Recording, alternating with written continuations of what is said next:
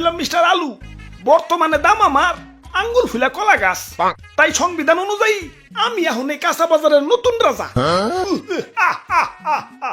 জয় মহারাজের জয়, জয় দেশি আলুর জয়। ওইছে থাম থাম। রাজা হইয়া ভালোই লাগতাছে। জানি না কতদিন রাজা থাকতে পারুম। বাজারের যে অবস্থা, কখন যে কার দাম বাইরা হুট করে রাজা হয়ে যায় কখন যায় না। তাই যতদিন রাজা আছি রাজত্ব উপভোগ করতেইব। মন্ত্রী। জি হুজুর।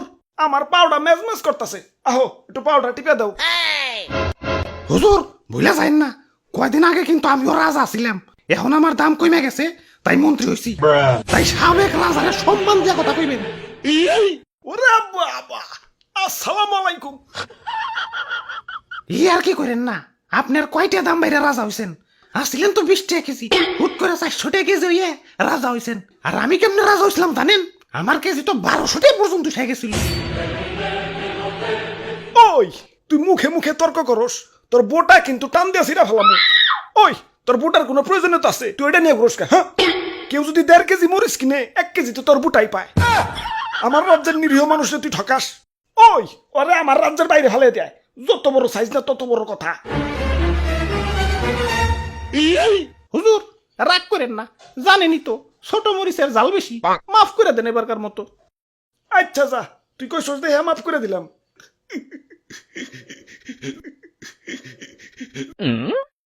ওই আমার অনেক অনেক ক্ষোভ আছে। আমার দাম যখন স্বাভাবিক আসিল, মানুষ আমার দাম দেয় নাই। জাতা তরকারির সাথে আমার রানছে। ডিম রানবো, আলু দাও। সিম রানবো, আলু দাও। ঘরে তরকারি নাই, আলু ভর্তা বানাও। একটু ইজ্জত ছিল না। গরুর মাংসের সাথে আমার রানলে তাও নিজের একটু বড় বড় মনে হইতো। কিন্তু একদল লোক আবার সেই মাংস থেকে আলু মালু সাইটে রেখে বাইসা বাইসা খালি মাংস খাইতো। এখন আমার সস্তা মনে করস ভালো কথা, এভাবে সাজিয়ে গুছিয়ে গরুর মাংসের সামনে আমার অপমান করার মানেটা কি? আমার কি কোনো আত্মসম্মান বোধ নাই? এখন দাম বাইরা রাজা হইছি, কিন্তু অতীত ভুলা যায় নাই। প্রতিশোধের লেলিহান অগ্নিশিখা এই রক্তে প্রবাহিত। যারা আমার দুঃসময়ে মাংসের তরকারি থেকে বাচ্চা বাচ্চা মারে সরিয়ে রাখছে, আমার অপমান করছে, ওদের আমি কাছে পাইলে ইস কি যে করমু, ওদের আমি শুলে জানাবো। চুপ, এত কথা কিসের? এটা কাঁচা বাজার, মাছের বাজার না। এমনিতেই সকাল থেকে কাস্টমার পাইতেছি না। ওরে বাপুরে, এক কাস্টমার আইসা পড়ছি। দেও এক পা কাঁচা মরিচ দেও। খারাও কাঁচা মরিচ দিবে, মাগার বুটা ফালিয়ে। কিরে এমন হাসতাছে কেঠায়? ওই স্বাগতম আমার রাজ্যে, তোমাগো স্বাগতম। ওরে বাপুরে, আলু দি কথা কয়। তোমার রাজ্য? তোমার রাজ্য মানে? হ, এই কাঁচা বাজারই আমার রাজ্য, আর এই রাজ্যের রাজা আমি। হ্যাঁ, আর কয়দিন আগে আমি রাজা ছিলাম। আর তার আগে আমি রাজা ছিলাম। ওরে বাপুরে, তা তুমি কান্দো কেন? আর পিয়াজ যাত্রাই কেমন জানি, কাটাকুটির সময় কেউ আর হাসি মুখে কাটতে পারে না। কাজের বেটি থেকে জমিদারের বেটি সবাই আমার চোখের পানি ফেলতে ফেলতে কাটে। আমি আমার মায়া মানুষের কান্না সহ্য করতে পারি না। আহারে কি কষ্ট। আচ্ছা বুঝলাম, তুমিও রাজা ছিলে, তুমিও রাজা ছিলে। বেগুন তোমার কি অবস্থা? আমি তো সব সময় রাজা, বুঝলে বুঝপাতা, না বুঝলে তেজপাতা।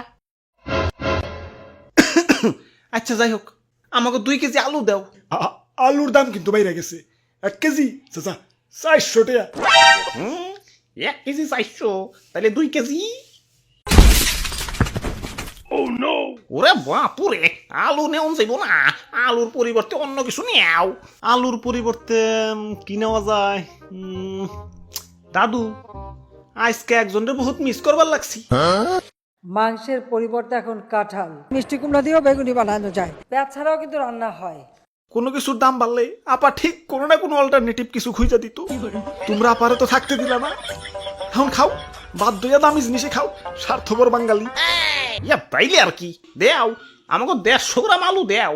হ দাও, বড় বড়টা পয়সা দিও। আরে তোমার দাঁতে কি হইছে? দাঁত খোঁচাইতাছো কে? আর কইও না, সকালে আলু দিয়ে মাংস রানছে তো, তাই দাঁতে মাংস এখনো বাইজা রয়েছে। ওই দাঁতে কি খালি মাংসই বাচ্ছে, আলু বাজে নাই? আমি তো আলু খাই নাই, খালি মাংস খাইছি। বাইসা বাইসা আলু গিলা সাইডে রাখছি।